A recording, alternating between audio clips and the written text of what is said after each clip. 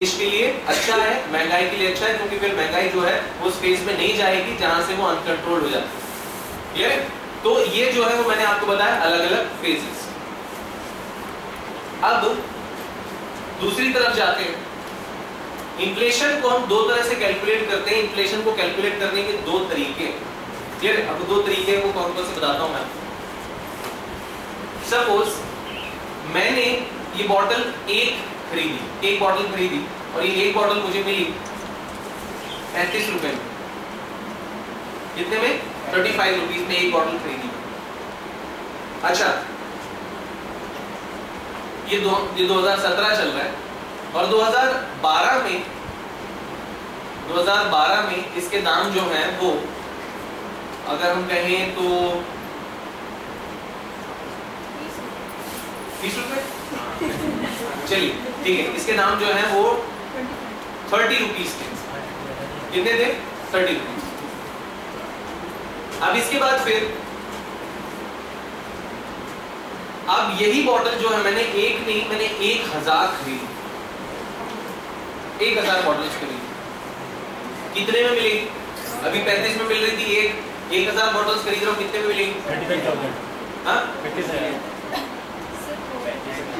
ऐसा मतलब एक बॉटल 35 में मिल रही है तो 1000 बॉटल खरीदो तो 35,000 में मिलेगी। ऐसा इतना तो बच्चा जानता है। सब्जी खरीदते हो जब आलू आधा किलो 1 किलो ले रहे हो तो ठीक है, चलता है भैया 20 रुपए किलो दे दो। लेकिन अगर आपने 5 किलो ले ली, भैया कैसे कर रहे हो? आप तो रोज लेते हैं, आपसे तो आप इतना कम नहीं कर सकते आप। हम जब ज्यादा खरीदते हैं तो हम क्या बोलते हैं? दाम कुछ कम कीजिए। जब हम थोक में या बल्क में लेते हैं तो हम दाम कम करवाते हैं। तो ये बाजार का रूल ही है। जब आप बल्क में खरीदते हो तो दाम क्या होते हैं? कम। क्लियर? तो ऑब्वियसली जब आप 1000 बॉटल्स एक साथ खरीदोगे तो कुछ ना कुछ दाम कम होगा कि नहीं होगा? भाई हम सब कोई ना कोई बिजनेस से जुड़े हुए हैं। जब हमसे बल्क क्वांटिटी में सामान मांगा जाएगा तो हम उन्हें सस्ता देंगे। क्लियर? तो यहाँ पर ये बॉटल हो सकता है कि मुझे अब जो है वो 31 या 32 में मिल जाए। क्लियर? चलो यहाँ पर 30 रुपए में अवेलेबल होगी मुझे, क्योंकि मैंने 1000 बॉटल्स खरीदी। अब मैं पूछो भाई इसका दाम 2012 में क्या था? 20 रुपए था। क्लियर? अब मुझे निकालिए महंगाई कि कितना महंगा हो गया। तो भाई यहाँ के हिसाब से अगर निकालो तो कितना महंगा हो गया? लगभग 16.5% के आसपास, है ना? ये 16.5% महंगाई जो है इसमें क्या हो गई है? बढ़ गई। क्लियर? लगभग मान लेते हैं 16.5% जो है महंगाई बढ़ गई। यहां पर पहले जो है वो कितने? पहले ये 30 रुपए का था, 35 का था। कितनी महंगाई बढ़ गई आप बताओ ना? लगभग 16 के आसपास, है ना? अप्रोक्सीमेट हम निकाल रहे हैं। अच्छा, उसके बाद ये 20 रुपए थे पहले दाम और अब कितने हो गए? 30। कितना बढ़ गया? 50%, 50% बढ़ गया। लेकिन प्रोडक्ट तो एक ही है, महंगाई दो है। ये अलग अलग दो महंगाई क्यों निकल के आई? क्योंकि एक बार जो मैंने महंगाई कैलकुलेट करने के लिए प्राइस यूज किए वो कौन से प्राइस थे? भाई आज अगर मैंने एक बॉटल खरीदी है तो क्यों खरीदी? ये एक बॉटल खरीदी है, क्यों खरीदी? कंज्यूम करने के लिए। कंज्यूम करने के लिए। भाई पानी की बॉटल खरीदी, पानी पीने के लिए। क्या एक बॉटल से मैं बिजनेस कर सकता हूँ? ला एक बॉटल देना, मैं बेच के आता हूँ। Is it possible? नहीं। मैंने अगर एक बॉटल खरीदी है तो मतलब इसका मैं कंज्यूमर हूं और ये जो प्राइस है वो क्या है? कंज्यूमर प्राइस है। और अगर मैंने 1000 बॉटल्स खरीदी है तो क्या मैं कंज्यूम करने के लिए खरीद रहा हूं? नहीं, मैंने ट्रेड करने के लिए, व्यापार करने के लिए, बेचने के लिए। मतलब मैं होलसेलर हूं या मैंने होलसेलर से खरीदी है। तो जब बल्क में आप प्रोडक्ट खरीदते हो तो जिस दाम में मिलता है वो क्या कहलाता है? Wholesale price index.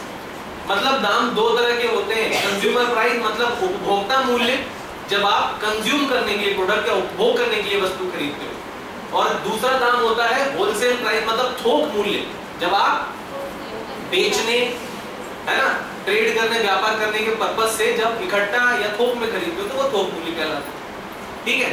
अगर मैं महंगाई को कैलकुलेट करने के लिए कंज्यूमर प्राइस का यूज करूं, क्लियर? तो जो महंगाई निकल के आती है दैट इज कॉल्ड, उस महंगाई की स्टडी को या उस महंगाई के आंकड़ों को कहा जाता है कंज्यूमर प्राइस इंडेक्स।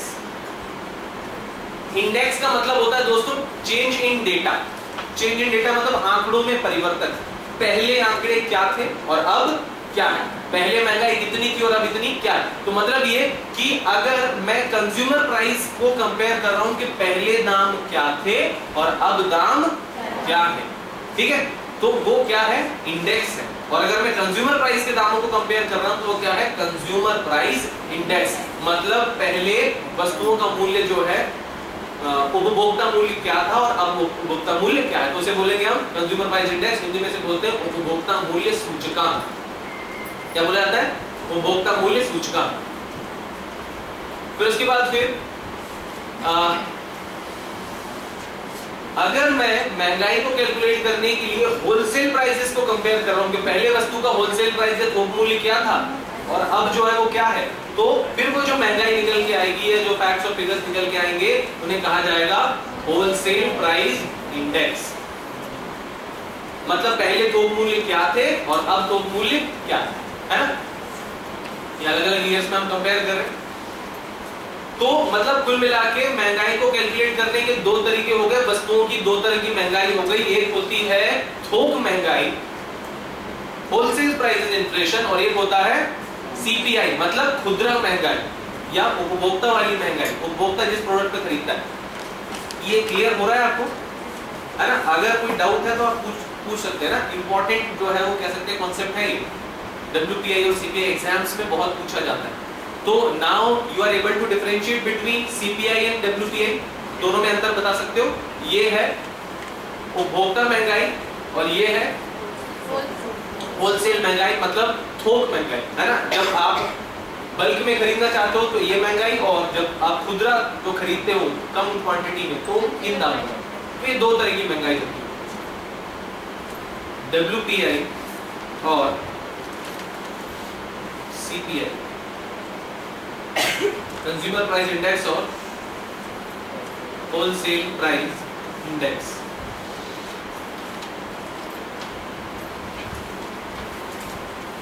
ठीक है, अब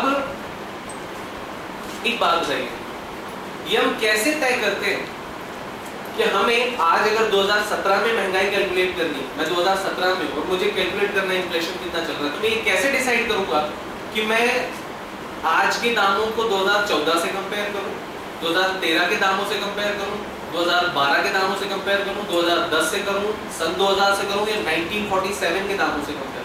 मैं किस ईयर के दाम से कंपेयर करूं? Base year. मैं इसके लिए या सरकार इसके लिए एक बेस ईयर या एक आधार वर्ष तय करती है और समय समय पर वो उसे बदलती रहती है। मतलब आज अगर मैं 2017 में हूं और मुझे महंगाई कैलकुलेट करना है तो मैं किस वर्ष के दामों या मूल्यों से आज के मूल्यों की तुलना करूंगा या कंपेयर करूंगा, तो उसके लिए पहले से आधार वर्ष सरकार डिसाइड करके तय करके रखती है। तो आपसे पूछा जाए कि भैया डब्ल्यूपीआई का बेस ईयर या आधार वर्ष क्या है, तो भाई अभी मई से पहले, मई 2017 से पहले ये 2004-05 हुआ करता था, पर 2004-05 से इसे बदल के अब 2011-12 कर दिया।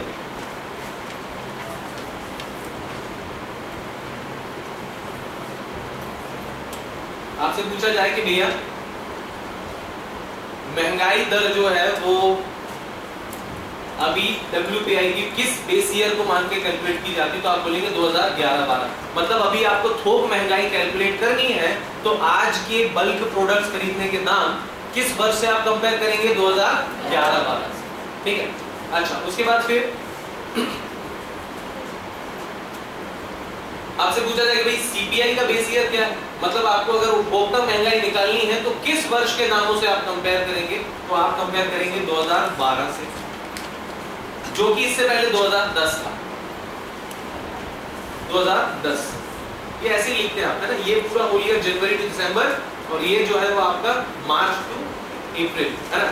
सॉरी अप्रैल टू 31 मार्च ऐसे। तो सीपीआई का बेस ईयर जो है वो क्या है, 2012, और डब्ल्यूपीआई का बेस ईयर क्या है, 2011। आपसे पूछा जाए कि इससे पहले डब्ल्यूपीआई का बेस ईयर क्या था, 2004 और 5, और सीपीआई का बेस ईयर क्या था, तो 2010। तो मतलब ये कि ये लगभग 10 साल में बदलता है। क्लियर? तो WPI का बेस ईयर है वो कितने साल में बदलता है? 10 साल में बदलता है। और CPI का बेस ईयर जो है वो हर 2 साल में। क्लियर? मतलब पहले 2010 था तो फिर 2012, अब जो हो जाएगा वो कितना हो जाएगा? 2014 हो जाएगा। क्लियर? फिर आपसे पूछा सकता है कि भैया भारत में कौन सी ऐसी संस्था है जो इन्हें कैलकुलेट करती है? तो भारत में WPI कैलकुलेट करता है DIPP, department of industrial policy and promotion. Department of industrial policy and promotion. WPI is calculated by Department of Industrial Policy and Promotion. Hindi में से बोलते हैं औद्योगिक नीति एवं संवर्धन विभाग। हमारी थोक महंगाई की गणना कौन करता है? Department of industrial policy and promotion. Department of industrial policy and promotion या औद्योगिक नीति एवं संवर्धन विभाग। फिर आपसे पूछा जाए कि भैया CPI कौन कैलकुलेट करता है? तो CSO, सेंट्रल स्टैटिस्टिकल या statistics organisation. Central statistics organisation केंद्रीय सांख्यिकी संगठन। केंद्रीय सांख्यिकी संगठन। केंद्रीय सांख्यिकी संगठन। केंद्रीय सांख्यिकी संगठन है ना। तो CPI कौन कैलकुलेट करता है? CSO। और WPI कौन कैलकुलेट करता है? Department of industrial policy and promotion. CSO central statistics organisation. Central statistics organisation.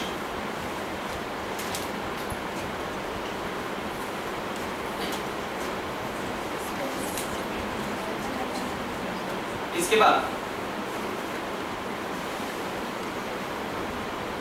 फिर आपसे ये भी पूछा सकता है कि महंगाई जो है के आंकड़े जो है वो कितने समय में चेंज होते हैं या अपडेट होते हैं?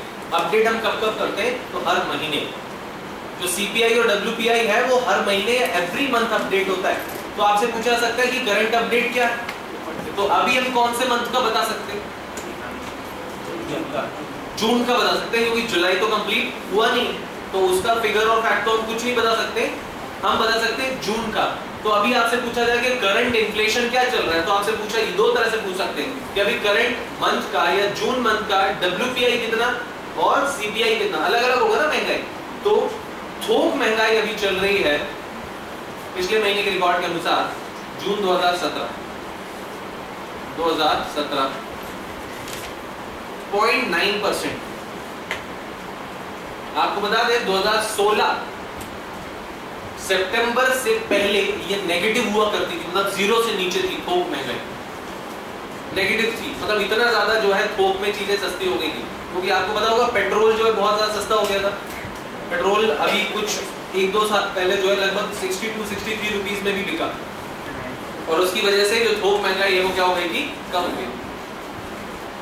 अच्छा, फिर CPI अभी कितना चल रहा है? जून 2017 का जो अपडेट है तो वो है 1.52%। 1.52%, 1.52%।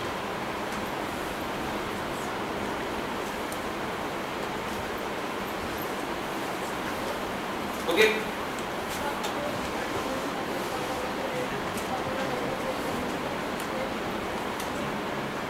लेकिन CPI नेगेटिव नहीं गया।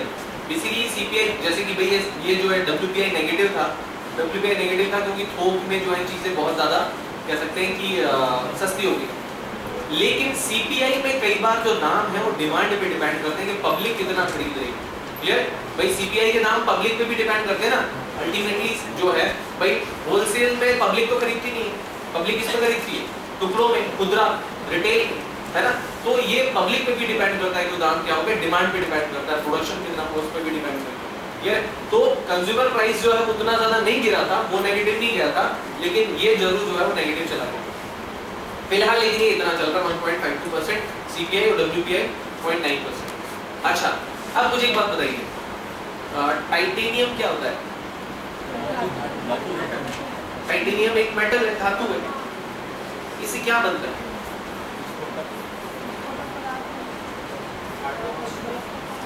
टाइटेनियम जो है इससे रॉकेट के इंजन, एरोप्लेन के इंजन बनाए जाते हैं, क्योंकि ये बेसिकली बहुत स्ट्रॉन्ग और हल्की मेटल, बहुत ज्यादा हल्की मेटल होती है और उतनी ही मजबूत भी होती है, इसलिए इससे रॉकेट और हवाई जहाज के जो है इंजन बनाए जाते हैं।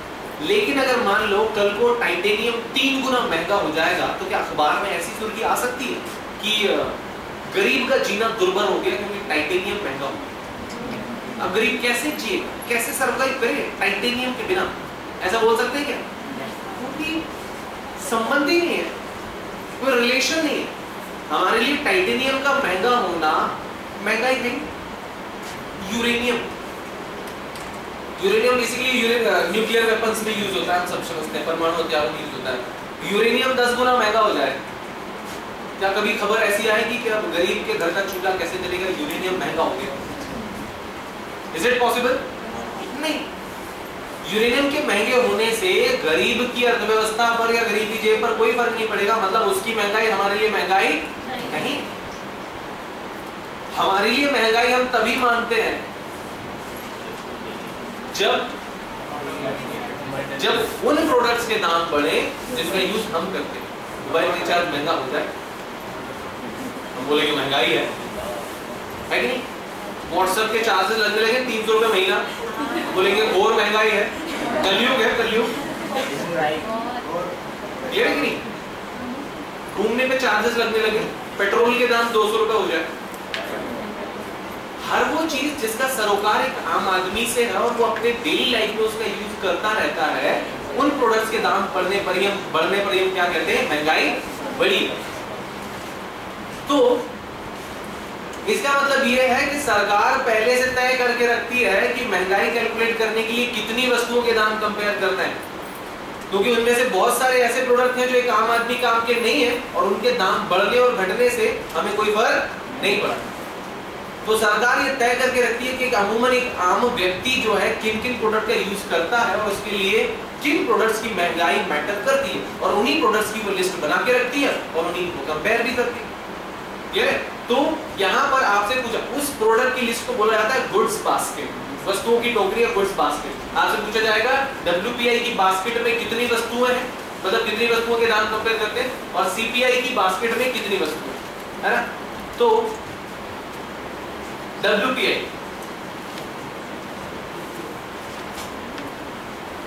जो WPI है, इसकी बास्केट में अभी मई में जो है इसे अपडेट किया गया है और टोटल 697 जो है वो प्रोडक्ट्स हैं।